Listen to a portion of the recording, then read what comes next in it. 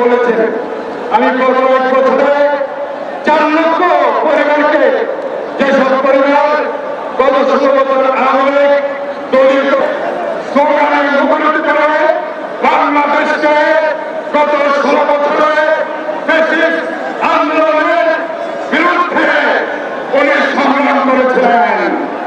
এই সেই চট্টগ্রাম আজকে আমরা দেখতে পাচ্ছি।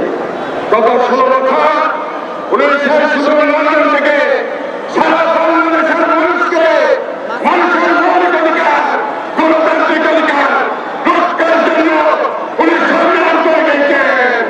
ইনশাআল্লাহ আমরা আজকে ওনার যে জ্ঞান আছে সেই জ্ঞান আমরা শুনতে চাই।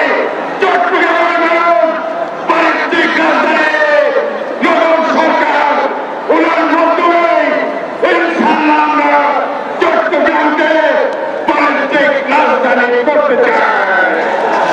আজকে এখানে ওনার যে স্বপ্ন, আমি একটি ফ্যামিলি কার্ডের নমুনা নিয়ে এসেছি, যেটা উনি বলেছেন আমি গত 1 বছরে 4 লক্ষ পরিবারকে, যেসব পরিবার গত 16 বছর আওয়ামী দলীয়করণ করেছে, রাজনীতিকরণ করেছে, তাদের হাতে ইনশাআল্লাহ স্মার্ট ফ্যামিলি কার্ড আমরা তুলে দিয়েছি।